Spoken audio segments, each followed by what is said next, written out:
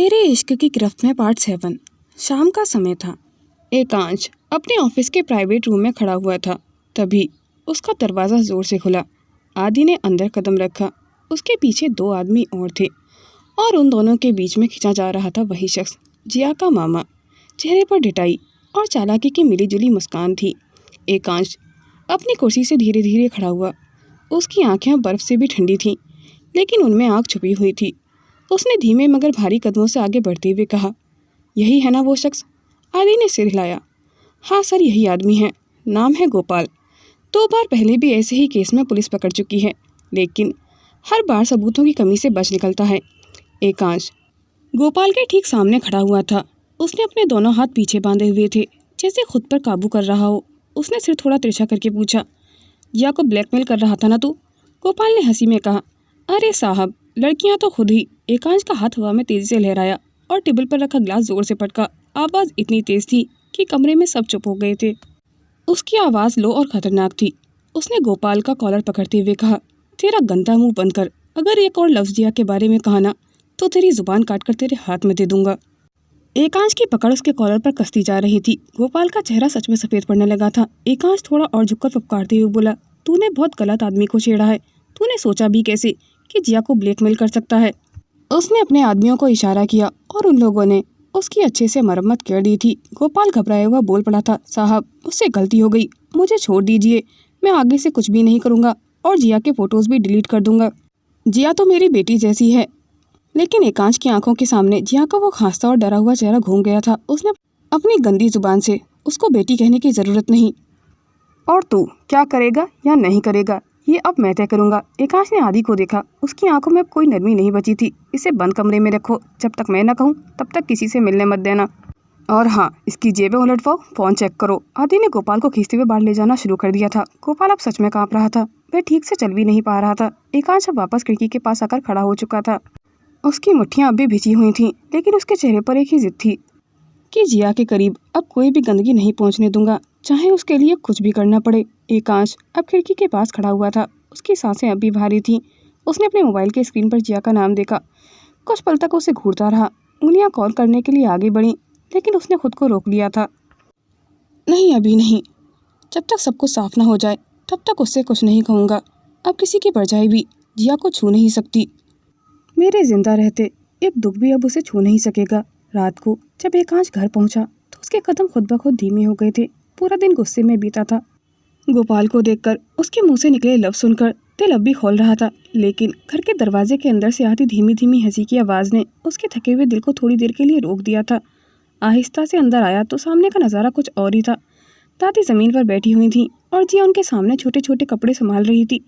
वही कपड़े जो कभी बचपन में एकांश पहना करता था। दादी अलमारी से एक और डिब्बा निकालकर बड़े प्यार से उसे दिखा रही थी। जिया ने कपड़े उलट पुलट कर देखे और मुस्कुराकर बोली, दादी जी, ये कपड़े तो थोड़ा लड़कियों के कपड़ों जैसे नहीं लग रहे? दादी ने मुस्कुराते हुए कहा, एकांश के पिता को बेटी चाहिए थी तो उसने एकांश के जन्म से पहले बस इन्हीं कपड़ों की शॉपिंग की थी। अब ये सारी जिम्मेदारी तेरी है। इसके पुराने सामान का ध्यान अब तुझे ही रखना है। एकांश दरवाजे के पास ही रुक गया था। पहली बार दिल को थोड़ा सुकून मिला था। उस कमरे में जो सुकून था वो पूरे दिन उसे कहीं भी नहीं मिला था। थोड़ी देर तक वह चुपचाप बस जिया को ही देखता रहा था। फिर आखिर आगे बढ़ते हुए बोला, ये सब क्या हो रहा है जिया? जिया ने मासूमियत से पलटकर उसकी तरफ देखा। वो दादी जी कह रही थी कि अब आपके सारे सामान की जिम्मेदारी हमें उठानी है। जिया धीरे धीरे सारे पुराने कपड़े और खिलौनों का सामान समेट कर उठी। दादी ने प्यार से सिर पर हाथ फेरा। जाओ बहू, अब ये सब तुम्हारे हवाले है। अब तुम्हारा घर है, तुम्हारी अलमारी है और तुम्हारी जिम्मेदारी। इसका हर सामान अच्छे से रखना। जिया मुस्कुरा दी थी और सामान संभालते हुए बोली, जी दादी जी। फिर उसने एक बार एकांश की तरफ देखा जो अभी दरवाजे के पास खड़ा हुआ था और मासूमियत से बोली, आप जल्दी से फ्रेश हो जाइए, मैं आपके लिए खाना लगाती हूँ। एकांश ने बस हल्की सी गर्दन हिलाई और नज़रें हटाईं और दिल थोड़ा भारी होते हुए भी उसके अंदर कहीं चैन मिल रहा हो। जिया सामान लेकर अपने कमरे में पहुँच चुकी थी। अलमारी का दरवाज़ा खोला और धीरे धीरे एक एक करके कपड़े उसमें सजा रही थी। उधर एकांश वॉशरूम में था, चेहरे पर ठंडा पानी डालते हुए। आज का दिन उसकी आंखों के सामने फिर से घूम गया था। गुस्सा, लड़ाई और फिर जिया का वो मासूम आवाज़। थोड़ी देर बाद जब वो फ्रेश होकर बाहर निकला तो उसने देखा कि जिया अब भी अलमारी के सामने बैठी हुई थी। उसके घुटने फर्श पर टिके हुए थे और दोनों हाथों से कपड़े सलीके से तय कर रही थी। उसकी चूड़ियों की हल्की खनक कमरे में गूंज रही थी। एकांश ने दरवाजे के पास खड़े खड़े कुछ पल तक बस उसे देखा। दिल में एक अजीब सा सुकून और हल्की सी मुस्कान आ गई थी। एकांश ने बिना कुछ बोले अलमारी के पास जाकर कपड़े देखे और फिर अचानक झटके से उसे कमर से पकड़कर अपनी बाहों में उठा लिया था। जिया हल्की सी चौंक गई थी। एकांश, क्या कर रहे हो आप? वह उसे उठाकर सीधे सोफे पर ले आया था और हल्की मुस्कान के साथ बोला, मैडम, आप शायद दादी के इशारे को गलत समझ रही हैं। दादी का मतलब सिर्फ कपड़ों से नहीं था। उनका सीधा आदेश है कि अब हमें थोड़ी रियल मेहनत करनी पड़ेगी। जिया का चेहरा हल्का सा गुलाबी पड़ गया था। वो हल्के से घबराई। कैसी मेहनत एकांश? एकांश उसके गाल के पास अपनी उंगलियां फिराता हुआ थोड़ा और झुक गया था। उसने होठों को इतने करीब कर दिया था कि जिया की सांसें तेज होने लगी थी और फिर उसने हल्के से उसके होठों पर अपनी मखमली छुअन छोड़ दी थी। जिया की आंखें हैरानी से खुली रह गई थीं और उसने झटके से थोड़ा पीछे हटते हुए हड़बड़ाई, एकांश, ये आप क्या कर रहे हैं? दादी जी आ जाएंगी।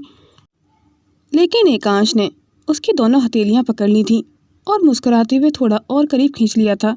यार, दादी जी भी तो यही चाहती है ना कि हम उन्हें जल्दी से परदादी बना दें। उसके शब्दों में शरारत थी। जिया ने अपनी नज़रें झुका ली थीं, लेकिन एकांश ने उसके माथे पर प्यार भरा एक किस किया और धीमे से कहा, हमें अब और भी मेहनत करनी है वाइफी। जिया शर्माते हुए इससे दूर हटने की कोशिश कर रही थी, लेकिन उसके दिल की धड़कनें उसे खुद बयां कर रही थीं। कमरे में अब सिर्फ उनकी धीमी सांसों की आवाज़ थी और चूड़ियों की मीठी खनक, जो एक अनकही रोमानी धुन सी लग रही थी। जिया के पलकों ने हलचल की, जैसे दिल और दिमाग के बीच जंग चल रही हो। उसने धीमे से फुसफुसाकर कहा, एकांश, प्लीज़ ऐसे मत देखिए ना, मुझे शर्म आ रही है। लेकिन एकांश की नज़रें अब सिर्फ उसी पर थीं। तुम मेरी लीगल वाइफ हो जिया, तुम्हें देखने का लाइसेंस है मेरे पास। जिया की सांसें उलझने लगी थीं।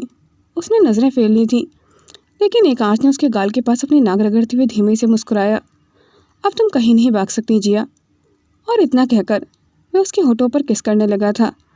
जिया भी उसकी मोहब्बत में डूब चुकी थी और उसकी शिद्दत को महसूस कर जिया का बदन सिहर गया था। उसने आंखें बंद कर ली थीं, जैसे खुद को रोक रही हो, लेकिन दिल कहीं हार रहा था। जिया ने पल भर को खुद को ढीला छोड़ दिया था। उसकी उंगलियां अनजाने में ही एकांश की शर्ट को थाम चुकी थीं। कमरे की हवा में अब दिलों की धड़कनों की गूंज थी। पल बीतते गए थे। रात की चुप्पी अब और गहरी हो चली थी। पर्दों के पीछे से आती हल्की चांदनी कमरे में उजाला फैला रही थी। जिया थककर उसकी बाहों में ही कब नींद में चली गई थी, उसे खुद भी पता नहीं चला था। उसकी सांसें अब धीमी और रिदम में थीं।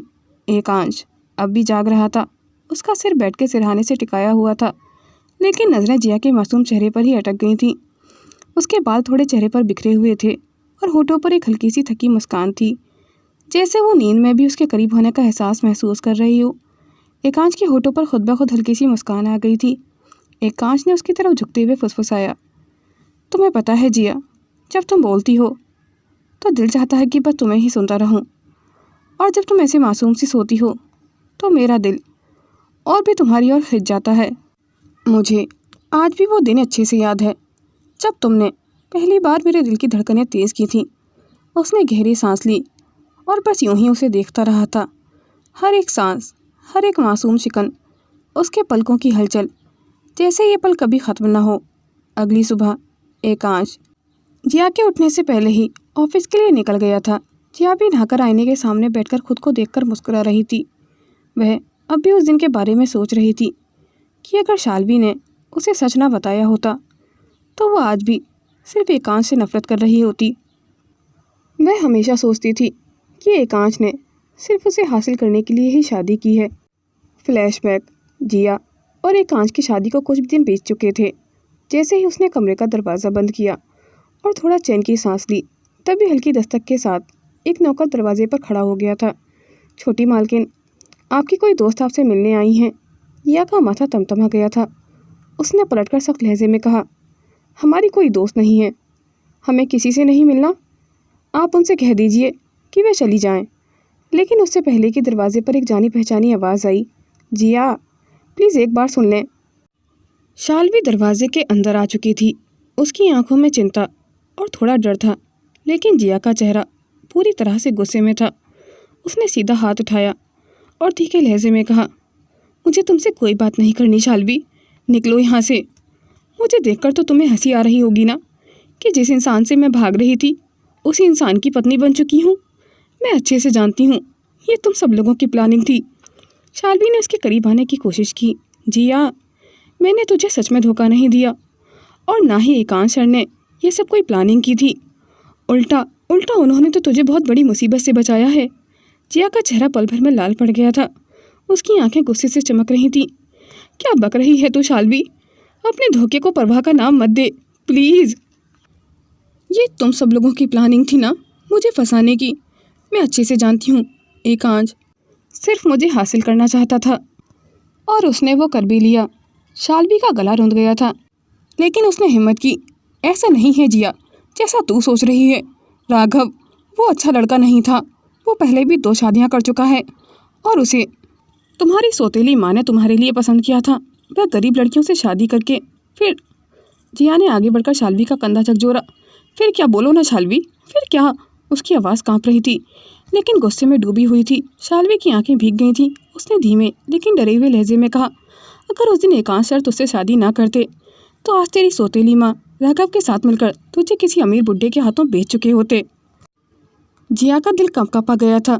उसने जैसे खुद सुना ही नहीं था। बस करो शाल्वी, ये क्या बकवास है? पापा ने खुद उसे मेरे लिए पसंद किया था। कुछ मत बोलो, एक शब्द और मत बोलो। उसकी सांसें तेज हो गई थीं और आंखें भर आई थीं, लेकिन वह आंसुओं को गुस्से में दबा रही थी। कमरा अचानक भारी हो गया था। दोनों की सिसकियां और घुटी आवाज़ें उस कमरे में गूंज रही थीं। जिया की सांसें तेज और अनियमित हो गई थीं। उसकी आंखें शाल्वी पर टिकी हुई थीं, लेकिन धुंधली पड़ती जा रही थीं। दिल में एक साथ गुस्सा, चोट और डर का सैलाब उमड़ रहा था। बस करो शाल्वी, एक शब्द और मत बोलो। मुझे बताओ, ये सब बोलने के लिए एकांश ने तुम्हें कितने पैसे दिए हैं? पैसों के लिए और कितना झूठ बोलोगी? जिया चीखी थी, लेकिन उसकी आवाज़ खुद उसके कलेजे को चीर रही थी। कमरे में सन्नाटा छा गया था। शाल्वी चुप थी, आंखों से आंसू बह रहे थे।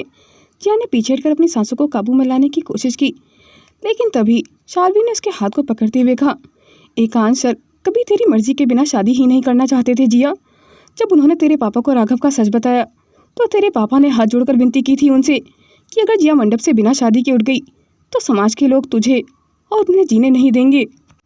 तेरे पापा ने विनती की थी कि एकांश सर तुझे अपनी पत्नी के तौर पर अपना लें, ताकि समाज में तू भी सर उठाकर जी सके, क्योंकि जिस लड़की की बारात लौट जाती है समाज के लोग उसे चैन से जीने नहीं देते। राघव को पुलिस स्टेशन पहुंचाने के बाद उन्होंने तेरे पापा के कहने पर मंडप में राघव की जगह ली थी और उन्होंने सच बताने के लिए मुझे तेरे पास भेजा था, लेकिन मैं ही तुझे सच बताने की हिम्मत नहीं कर सकी थी। एकांश सर तो पहले तेरी मर्जी जानना चाहते थे। उन्हें नहीं पता था कि तू नहीं जानती कि मंडप में राघव की जगह एकांश सर हैं। और आखिर कब तक तू अपनी माँ के किए गए गुनाह की सज़ा खुद को और एकांश सर को देगी? शाल्वी की उखड़ी हुई आवाज़ और कांपते हुए शब्द उसके कानों में गूंज रहे थे। कब तक तू अपनी माँ के किए गए गुनाह की सज़ा खुद को और एकांश सर को देगी जिया? जिया ने अपनी भीगी पलकों के पीछे से शाल्वी की आंखों में देखा। उन आंखों में सिर्फ शिकायत नहीं थी, बेबसी और दर्द था और एक आखिरी उम्मीद। छोड़ मुझे शाल्वी। जिया ने झटके से अपने हाथ छुड़ाए, लेकिन वो झटका खुद उसके दिल को चीर गया था। मैंने कहा ना, ये पुरानी बातें मत खींचो। मैं नहीं कर सकती ये सब। उसकी आवाज़ अब कांप रही थी।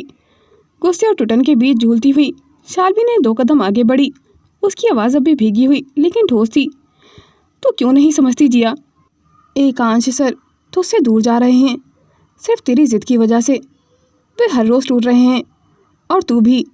ये लड़ाई किसी और के खिलाफ नहीं, ये तो खुद अपने साथ लड़ रही है। जिया ने आंखें बंद कर ली थीं। दिल में उठती टीस अब सीने में भारीपन बन गई थी। तो मैं क्या करूं? माफ़ कर दूं सबको? एक बार मुझे बता तो सकते थे ना सब लोग। मुझे धोखा क्यों दिया? और ऐसे ही भूल जाऊं कि मेरी माँ ने मुझे पे। उसकी आवाज़ वहीं रुक गई थी और गला भर आया था। कमरे में फिर वही भारी सन्नाटा था। दीवार की घड़ी की टिक टिक अब कानों में तेज सुनाई देने लगी थी। शाल्वी ने धीरे से उसके कंधे पर हाथ रखा। हाँ, मैं जानती हूँ कि तू भूल नहीं सकती, लेकिन खुद को सज़ा देना भी तो कोई हल नहीं है जिया। एकांश सर ने तुझसे प्यार किया है, तेरी हर टुटन के साथ। तो कब तक उन्हें खुद से दूर रखेगी? जिया की आंखों से आंसू बह निकले थे। वे चाहकर भी उन्हें रोक नहीं पाई थी। मैं डरती हूँ शाल्वी, अगर फिर से किसी ने धोखा दिया तो? अगर फिर से? उसकी आवाज़ जैसे किसी गहरी खाई में गिरती जा रही थी। शाल्वी ने उसे बाहों में भर लिया था। इस बार तू अकेली नहीं है जिया। एक बार एकांश सर पर भरोसा करके तो देख।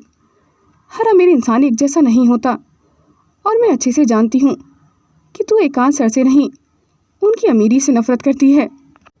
लेकिन अमीर होना एकांत सर की तो गलती नहीं, और हर कोई इंसान तेरी माँ जैसा नहीं होता कि जो पैसों की खातिर अपनी सगी बेटी को छोड़कर किसी और के साथ चला जाए। तो खुद को और एकांत सर को थोड़ा टाइम दे, उन्हें समझने की कोशिश कर। जिया की सिसकियाँ अब खुलकर कमरे में गूंजने लगी थीं। सालों का जमा हुआ दर्द, डर और गुस्सा सब उसके आंसुओं के साथ बह रहा था। शाल भी इतना कहकर जिया के कमरे से बाहर निकल गई थी। जिया की सिसकियाँ कुछ देर बाद थमने लगी थी, लेकिन उसका बदन अब भी कांप रहा था। थककर वो वहीं फर्श पर बेड से पीठ टिकाए बैठी रही थी। फ्लैशबैक समाप्त। जिया ने झटक कर खुद को उन ख्यालों से बाहर निकाला और जल्दी जल्दी तैयार होकर ऑफिस के लिए निकल गई थी। जिया अपनी डेस्क पर बैठी हुई थी और रिपोर्ट्स में डूबी हुई थी। तभी इंटरकॉम बजा। मिस जिया, कैबिन में आए, मुझे कुछ डिटेल्स क्लियर करने हैं। उसने फाइल बंद की, हल्के कदमों से केबिन का दरवाज़ा खटखटाया। मैं आई कमेंट सर। एकांश ने सिर उठाया। मुस्कान उसकी आंखों तक पहुंच चुकी थी। Yes of course Mrs Oberoi, अंदर आइए। जिया का चेहरा हल्का सा गर्म हो गया था। ऑफिस में जब भी एकांश उसे मिसेस कहता था तो उसके दिल की धड़कनें हमेशा तेज़ हो जाया करती थीं। जैसे ही जिया अंदर आई, एकांश ने हाथ से इशारा किया। यहाँ आओ मिस जिया, ये Q4 रिपोर्ट में कुछ नंबर क्लियर करने हैं। मुझे ठीक से समझ नहीं आ रहा, क्या आप क्लियर कर बताएंगी? जिया उसकी डेस्क तक पहुंची और हल्की सी झुकी तो एकांश ने उसके पास झुकते हुए उसके गाल पर किस कर लिया था। उसके गाल लाल हो गए थे। एकांश, ये आप क्या कर रहे हैं? कोई देख लेगा। लेकिन एकांश ने उसकी कलाई हल्के से पकड़कर उसे अपने करीब खींच लिया था। रिलैक्स वाइफी, दरवाज़ा बंद है, और वैसे भी हम हस्बैंड वाइफ हैं, कोई क्राइम तो नहीं कर रहे, बस अपनी बीवी के साथ हल्का सा रोमांस ही तो कर रहा हूँ। वह हल्के से उसकी गर्दन पर किस करते हुए बोला, तुमसे 1 मिनट भी दूर रहना किसी सज़ा से कम नहीं है मेरे लिए। यानी हल्के से उसे खुद से दूर किया और अपनी धड़कनों को काबू करने की कोशिश करती हुई ऑफिस से बाहर निकल ही रही थी कि तभी उसके डेस्क पर रखा इंटरकॉम बज उठा था। जिया, सर की कॉल है, असिस्टेंट ने हल्की मुस्कान के साथ कहा। जिया ने गहरी सांस लेकर रिसीवर उठाया। जी। उसकी आवाज़ अब हल्की सी कांप रही थी। दूसरी तरफ से एकांश फिर से फ्लर्टिंग अंदाज में बोला, मैडम, आज शाम को मुझे मिस मत करना, तुम्हारे हस्बैंड को एक बिजनेस पार्टी में जाना है। और हाँ, डिनर पर मेरा इंतज़ार मत करना और अच्छे से खाकर सो जाना। जिया ने धीरे से कहा, ठीक है। जिया ने ठीक है कहा ही था कि दूसरी तरफ से एकांश की आवाज़ थोड़ी धीमी लेकिन शरारत भरी हुई हो गई थी। वैसे उस किस का बदला भी अधूरा है यार, एक लव बाइट तो मैं भी डिज़र्व करता हूँ, लेकिन तुम कितनी अनरोमांटिक हो। फिर उसकी आवाज़ और भी मखमली हो गई थी। Miss you already wifey. Jiya की सांसें अटक गई थीं, चेहरा फिर से सुर्ख हो गया था। लेकिन तभी ऑफिस में फाइल सॉर्ट कर रही थी। असिस्टेंट ने मजाकिया नज़रों से उसे देखा और पास बैठे 2 और स्टाफ मेंबर्स दबे होठों से उसकी ओर देखकर मुस्कुरा रहे थे। जिया को थोड़ा अजीब लगा। उसने रिसीवर को कान से हटाया और तभी उसे एहसास हुआ कि इंटरकॉम का स्पीकर बटन ऑन था, यानी पूरी बात पूरे स्टाफ ने सुन ली थी। एकांश की आवाज़ अभी बज रही थी, वैसे तुम्हारे गाल अभी भी गुलाबी होंगे ना जिया, अगली बार ऑफिस में थोड़ा ज़्यादा रोमांस करेंगे। जिया ने झटके से इंटरकॉम का स्पीकर बंद किया। ओ नो भगवान जी, उसने फुसफुसाकर अपने गालों पर हाथ रखा। पूरे स्टाफ की नज़रें बस उन्हें ही घूर रही थीं। जिया ने सर झुकाया और जल्दी जल्दी से फाइल उठाने लगी थी ताकि किसी से नज़रें ना मिलानी पड़ें। तभी फिर से एकांश का कॉल आया। क्या हुआ जिया, सब लोग तुम्हें ऐसे क्यों देख रहे हैं और तुम इतनी हड़बड़ाई हुई क्यों हो? उसने सीसीटीवी से उसे देखते हुए पूछा। जिया ने हल्का सा झुंझलाते हुए कहा कि आपका रोमांस सब सुन चुके हैं, इंटरकॉम ऑफ कर दीजिए। एकांश ने पल भर चुप रहकर फिर दबे हंसी में कहा, उप्स, सॉरी यार, गलती से ओपन रह गया था। तो अब ऑफिस में सबको पता चल गया ना कि उनका बॉस कितना रोमांटिक है। चलो अच्छा है, अब वे लोग हमें डिस्टर्ब नहीं किया करेंगे और कोई तुम्हें ज़्यादा घूरेगा भी नहीं। सबको क्लियर हो जाना चाहिए कि तुम बॉस की बीवी हो। जिया ने थोड़ी शर्म के साथ झुंझलाती हुए कहा, एकांश, तुम सच में बहुत बेशर्म हो। तुम कभी नहीं सोचते कि लोग ऑफिस में मेरे बारे में क्या सोचेंगे। उसने शर्म से रिसीवर पटक दिया था और अपना चेहरा छुपाने लगी थी। जिया ने जल्दी जल्दी फाइल समेटी। चेहरा पूरा गुलाब की तरह लाल हो चुका था। वह बिना किसी की तरफ देखे तेज़ी से अपनी सीट से उठी और लगभग भागती हुई वहाँ से निकल गई थी। पीछे से स्टाफ की हल्की फुसफुसाहटें अब भी जारी थीं। हर कोई ये और एकांश के रोमांस की बात कर रहा था। उधर एकांश अपने कैबिन में इंटरकॉम पर झुका हुआ था। तभी उसके बचपन का दोस्त और कंपनी का चीफ ऑपरेटिंग ऑफिसर आदि दरवाज़ा खटखटाए बिना ही अंदर घुस चुका था। वाह भाई वाह! आदि ने दोनों हाथ ताली की तरह बजाए और मजाकिया अंदाज में मुस्कुराया। बॉस हो या रोमांस के ब्रांड एम्बेसडर, पूरा ऑफिस आज लाइव रेडियो शो सुन रहा है तुम्हारा। किस एफएम। चेयरमैन सर तक भी तुम्हारी ये शिकायत पहुंच चुकी है कि आज तुमने ऑफिस में क्या किया है। एकांश ने उसे घूरा और उसके होंठों पर हल्की मुस्कान आ गई थी। आदि, ज़्यादा मत उछल, तुझे भी तो पता है ना, बीवी है वो मेरी। आदि ने कुर्सी खींचकर खुद को आराम से बैठा लिया था और पैर टेबल के पास टिकाए हुए थे। हाँ हाँ सर, हम अच्छे से जानते हैं कि बीवी भी हैं आपकी जिया मैडम, पर ये इंटरकॉम वाला स्टंट तूने नया शुरू किया है ना। अब बेचारी जिया मैडम नीचे नज़रें घुमाए घूम रही हैं और स्टाफ सबको आज क्लियर हो गया कि उनके बॉस सिर्फ बोर्ड रूम में ही नहीं, रोमांस रूम में भी चैंपियन हैं। एकांश ने हल्की हंसी में सिर झटकाया। यार, मैंने जानबूझ के नहीं किया था, गलती से ऑन रह गया था स्पीकर, पता ही नहीं चला। आदि ने भौहें उचकाईं। अच्छा अच्छा बाबा, और ये गर्दन पर निशान वाला डायलॉग गलती से नहीं, शायद दिल से निकला था। लगता है भाभी जी को ज़्यादा ही अनरोमांटिक है जो तुझे सारी बातें समझानी पड़ती हैं। फिर उसने आंख मारते हुए उससे कहा, सच बता एकांश, कब से प्लान कर रहा था ऑफिस में रोमांस का सॉफ्ट लॉन्च। एकांश ने हंसते हुए फाइल बंद कर ली थी और आदि की तरफ झुका। तो चुप कर वरना। आदि ने दोनों हाथ ऊपर खड़े कर दिए थे। नो ब्रो नो, मुझे तो अपनी गर्दन सलामत रखनी है। अगर मेरी जीएफ को पता चला तो मुझे कच्चा खा जाएगी। फिर आदि ने शरारत से कहा, मैं भी तेरी भाभी पर आजमा कर देखूंगा। एकांश ने चौंकते हुए पूछा, भाभी? आखिर किसने पसंद कर लिया तुझे? तभी आदि ने हल्का सा मजाकिया लहजे में कहा, आपकी साली जी शाल्वी ने। मैं जल्दी ही उसे प्रपोज करने वाला हूँ शादी के लिए। एकांश ने उसे हल्का सा छेड़ते हुए कहा, यार, शाल्वी को कोई और लड़का नहीं मिला था जो उसने तुझे पसंद किया। मुझे उम्मीद नहीं थी कि शाल्वी की पसंद इतनी ज़्यादा ख़राब है। आदि ने मुस्कुराते हुए कहा, बस कर दे यार, बस दुआ कर, जिया हमारे रिश्ते के लिए हाँ कर दे। एकांश ने कुर्सी पीछे सरकाई और गहरी सांस लेकर मुस्कुराया। तू ना कभी नहीं सुधरेगा आदि। आदि खड़ा हुआ और जाते जाते फिर से चुटकी ली। और तुम भी बॉस, अगली बार इंटरकॉम ऑफ करना मत भूलना, वरना अगली बार स्टाफ तुम्हारे लिए गुलाब के फूल लेकर खड़ा मिलेगा। तू आवर रोमांटिक सीईओ। और फिर रुककर कहा, सुन, मैंने गोपाल को पुलिस के कस्टडी में दे दिया है और जितने भी फ़ोटोज़ थे उसके पास, वो सब मैंने डिलीट कर दिए हैं। उसने ये भी बताया था कि उसने ये सब जिया के साथ उसकी माँ के कहने पर किया था। वह बस जिया से किसी भी तरह पैसे हड़पना चाहती थी और गोपाल के ज़रिए वह यह काम आसानी से कर लिया करती थी। अब वह भाभी को कभी भी परेशान नहीं करेगा। मैंने उसे अच्छे से सबक सिखा दिया है। शाम ढल चुकी थी। कमरे में बस हल्की सी डिम लाइट जल रही थी। जिया अकेली बैठी हुई थी। हाथ में किताब थी, मगर दिल और दिमाग दोनों भटक रहे थे। पन्ने पलट तो रही थी, लेकिन कुछ पढ़ नहीं पा रही थी। तभी उसका फ़ोन वाइब्रेट करने लगा था। उसने अनमने मन से फ़ोन की तरफ देखा। स्क्रीन पर नोटिफिकेशन चमक रहा था, आदि भैया 3 फोटोज़ + 1 मैसेज। जिया ने धीरे से फ़ोन उठाया। उसने स्लाइड किया और व्हाट्सएप खुलते ही उसे जो तस्वीरें सामने से दिखीं, उसकी सांसें वहीं अटक गई थीं। पहली फ़ोटो में एकांश और उसके साथ वो लड़की जानवी, दोनों डांस फ्लोर पर बेहद करीब थे। दूसरे फ़ोटो में एकांश का हाथ जानवी की कमर पर था और उनका चेहरा इतने पास था कि जैसे पल में सब कुछ बदल जाएगा। जिया उसकी पकड़ अपनी साड़ी के पल्लू पर कस गई थी। उसकी आंखों से आंसू बहने लगे थे। तीसरी तस्वीर, जानवी के चेहरे पर हल्की मुस्कान थी और एकांश का चेहरा उसके बिल्कुल करीब झुका हुआ था। जिया की उंगलियां फ़ोन की स्क्रीन पर जड़ हो गई थीं।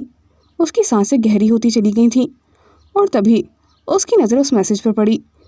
देखिए भाभी जी, आपके पतिदेव किसी और लड़की के साथ बिजी हैं। सिर्फ ऑफिस मीटिंग नहीं है ये, यहाँ तो रोमांस भी चल रहा है।